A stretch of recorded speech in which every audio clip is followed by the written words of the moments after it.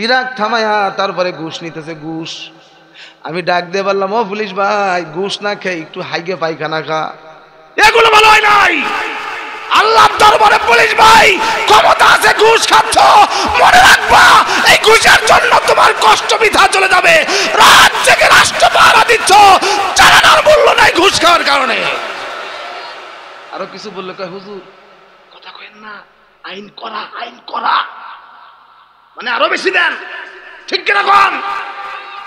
আমরা শেখ মুজিবের বাংলাদেশ দেখেছি, জিয়াউর রহমানের বাংলাদেশ দেখেছি, আমরা শেখ হাসিনার বাংলাদেশ দেখেছি, বেগম জিয়ার বাংলাদেশ দেখেছি, আমরা এরশাদের বাংলাদেশ দেখেছি। আর কোন তন্ত্রমন্ত্র চলবে না। ও মুসলমান, দাঁড়ায় যাও, বাংলার জমিন হবে কোরআনের। আল্লাহর কসম করে বলি, আগামীকাল থেকেই বাংলার সংবিধান হবে আল কোরআন। ইমানদার মুমিন মুসলমান বেলাল রাদিয়াল্লাহু আনহু রক্ত দেয়, চামড়া ছিঁড়ে যায়। কালো মানুষ রক্ত পড়তে পড়তে পুরো শরীর লাল হয়ে যায়, তারপরও বেলালের মুখের ভিতরে হাসি ফুটে। কারণ কি রে বন্ধু? বেলাল দে আল্লাহ জান্নাত দেখাই দিছে। কিলা দুখুলিল জান্নাতা ক্বালা ইয়া লাইতা কওমি ইয়ালামুন। খুবাইবের মুখের ভিতরে হাসি, জীবন চলে যাইতেছে, তারপরেও মুখের ভিতরে হাসি। কারণ কি? জান্নাত দেখাইছে কে? ওর কষ্ট হয়, মৃত্যু হইতেছে, শহীদি মৃত্যু তা আসলে কোনো কষ্ট নয়। পিপিলিকা কামড় দিলে যেমন সামান্য ব্যথা পাওয়া যায়, এতটুকুনের চাইতে বেশি না, আমার রাসূল বলেছেন। এই জন্য আল্লাহর নবীর একজন কিশোর সাহাবী, মাত্র 16 বছর বয়স, এই সাহাবীর নাম হলো হযরত হাবিব ইবনে যায়েদ রাদিয়াল্লাহু আনহু। নবীজির বড় আশিক, আমার নবীজির উম্মত হয়ে কবুল করেছে, সাহাবী হয়ে গেছে, নবীজির সঙ্গে দল করতেছে, নবীজির কালেমা পড়তেছে, লা ইলাহা ইল্লাল্লাহু মুহাম্মাদুর রাসূলুল্লাহ। জোরে জোরে বলেন সাল্লাল্লাহু। নবীর কালেমা পড়ে, কিন্তু নবীজির জীবদ্দশায় একজন বেঈমান ছিল, নিজেকে রাসূল দাবি করে, তার নাম হলো মুসাইলামাতুল কাযযাব। মনে রাখবেন মুসলমান, নবীর পরে নবী নাই, আছে নাকি? আনা খাতামুন নবিয়্যিন লা নাবিয়্যা বাদি। আমার রাসূল বলেছেন, আমি হলাম শেষ নবী, আমার পরে আর কোন নবী। সুবহানাল্লাহ জোরে কান। কিন্তু কাদিয়ানির বাচ্চারা এখন বিভিন্ন জায়গায় তারা স্লোগান উঠাইছে, নবীর পরেও নবী আছে, সে হলো কাদিয়ানিদের লিডার গোলাম আহমদ। নাউজুবিল্লাহ জোরে বলেন। কি হবে? শেষ নবীজির উম্মত বলে দাবি করে, যদি ওই নবীর চেয়ার কাদিয়ানিরা দখল করে। কাফনের কাপড় মাথায় ময়দানে আই ছুটে আই, কাফনের কাপড় মাথায় ময়দানে আই ছুটে আই, বিলিয়ে দে না তোদের জীবনটাকে, কি হবে বেঁচে থেকে? অযথা বিদ্যা শিখে যদি না গড়তে পারি শোষণবিহীন সমাজটাকে, কি হবে বেঁচে থেকে? কি হবে বেঁচে থেকে? যারা বলেন ঠিক কিনা? ও মুসলমান, হাবিব ইবনে যায়েদ রাদিয়াল্লাহু আনহু মুসাইলামাতুল কাযযাবের বাহিনী তাকে আটকায় ফেললো, ধরে ফেললো। আরে ডাক দিয়ে বলতেছে, রে হাবিব,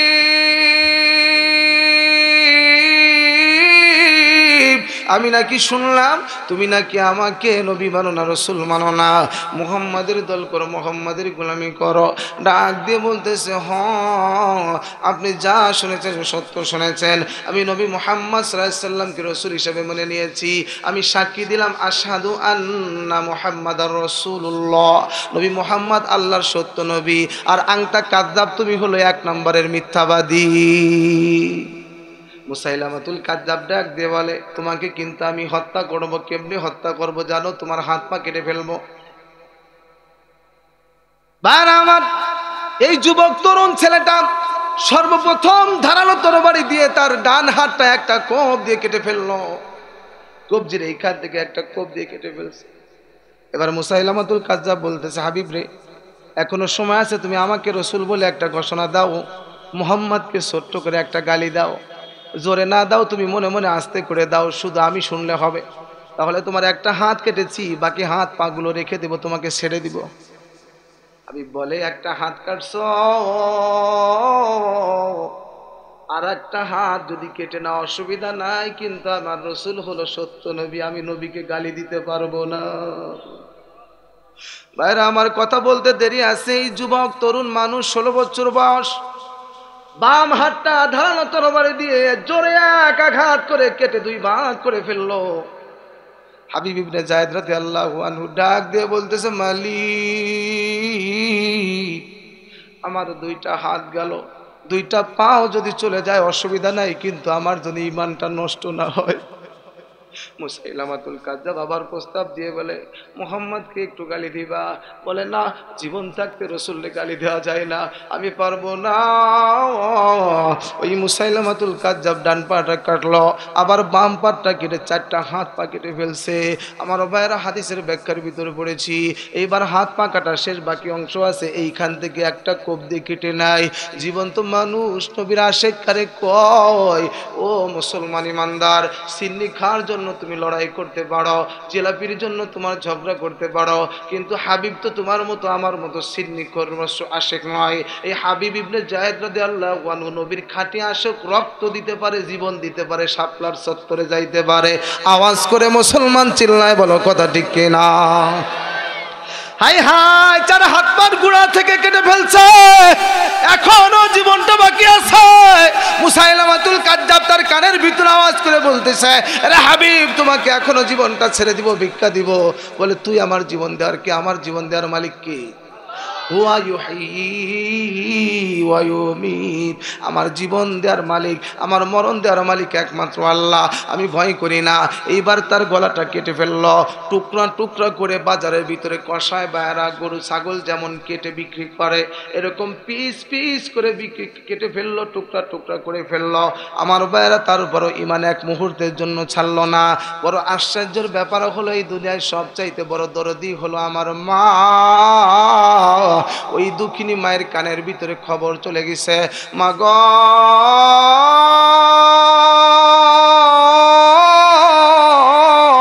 মুসাইলামাতুল কাজ্জাব তোমার কলিজার টুকরা সন্তান, কিশোর সন্তান হাবিবকে ধরে ফেলেছে, তাকে টুকরা টুকরা করে হত্যা করেছে। মায়ের ঈমানটাও কত মজবুত। মা সঙ্গে সঙ্গে ডাক দিয়ে বলতেছে, উম্মে আম্মারা, ডাক দিয়ে বলতেছে, ও দুনিয়ার মানুষেরারি, আমার নবীর উম্মতির দল, আমার ছেলে শহীদ হয়েছে, টুকরা টুকরা করে ফেলেছে, আমার এতে কোনো দুঃখ নাই। তোমরা শুধু একবার আমার কানে আওয়াজ দাও, আমার সন্তান মৃত্যুর সময় কি কালেমা নিয়ে মরতে পেরেছে, ঈমান নিয়ে মরতে পেরেছে, নাকি বেঈমান হয়ে গিয়েছে? রসুলকে মৃত্যুর সময় পর্যন্ত ভালোবাসতে পেরেছে, আল্লাহর গোলাম হয়ে থাকতে পেরেছে, নাকি বেঈমান হয়ে গিয়েছে? ডাক দিয়ে বলে, মা গো, আপনার সন্তান জীবন দিতে রাজি, কিন্তু ঈমান দিতে রাজি না। সঙ্গে সঙ্গে মা আল্লাহর শুকরিয়া আদায় করে, আল্লাহ, আজকে আমার কলিজার টুকরা সন্তানকে আমি গর্ভে ধারণ করেছিলাম, একদিন দুই দিন না, এক মাস দুই মাস নয়, 10 মাস 10 দিন গর্ভে ধারণ করেছি। আমার কলিজার টুকরা সন্তানকে 2টা বছর দুধ খাওয়াইছি। এর মালিক, আমার দুধের স্বাদ মিটে গেছে, আমি আমার সন্তানদের দুধ খাওয়াইছি, আমি সার্থক হয়ে গেছি। আল্লাহ আকবার জোরে। আমি আমার নড়াইলের মুসলমানের কাছে জানতে চাই, রামবাম নাস্তিক বেঈমানরা যদি আমাদের উপরে কখনো হামলা করে, মামলা করে, জুলুম নির্যাতন করে, সব দিতে পারবো, রক্ত দিতে জানবো, জীবন দিতে পারবো ইনশাআল্লাহ। কারা কারা তৈরি আছো? ঈমান ছাড়বো না। 2টা হাত উঁচু করে আল্লাহকে দেখাও।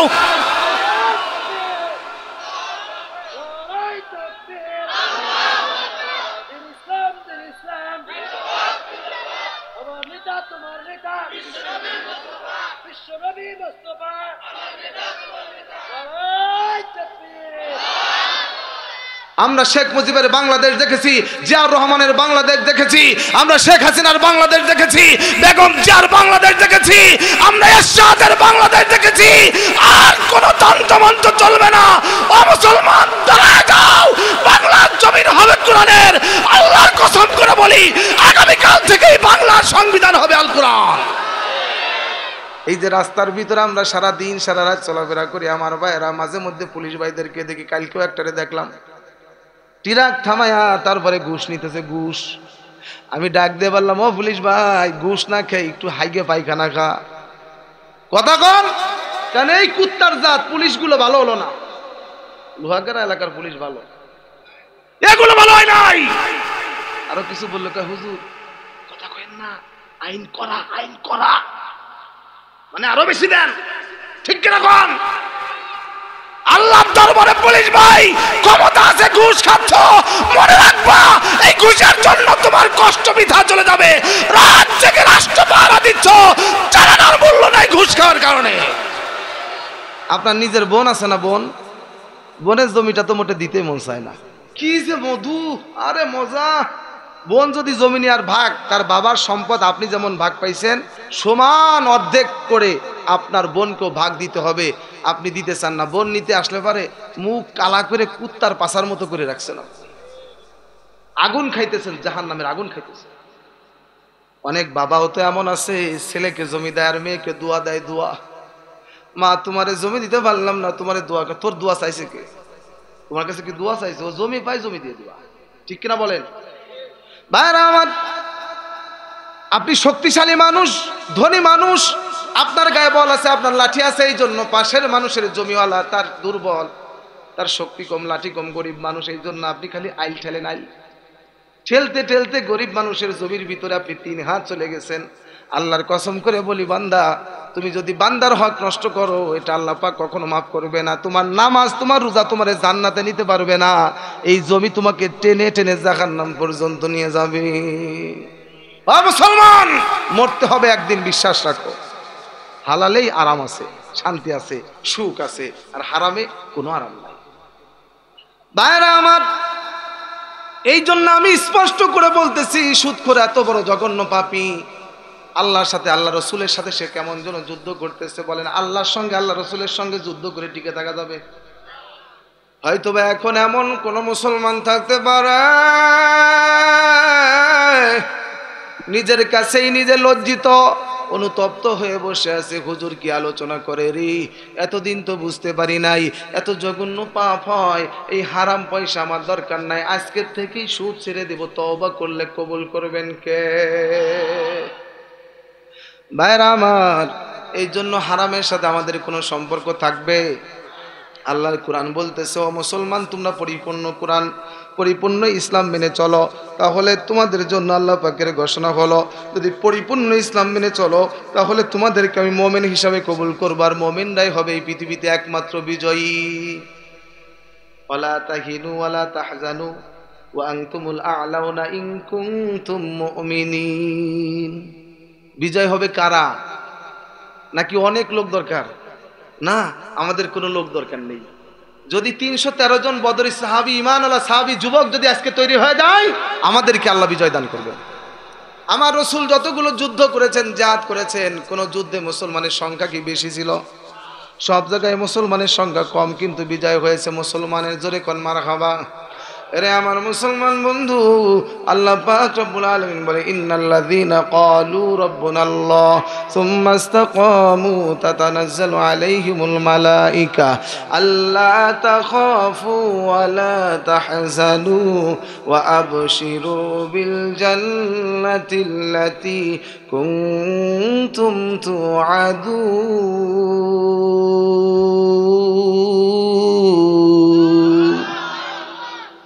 তোমরা যদি আমাকে রব মানো, আমাকে যদি পরিপূর্ণ আমার ইসলাম মেনে নাও, তাহলে তোমাদের উপরে বিপদ আসবে, আর বিপদ আসলে তোমরা সুম্মাস্তাকামু, অটুট থাকবে, সীসা ঢালা প্রাচীরের নাই।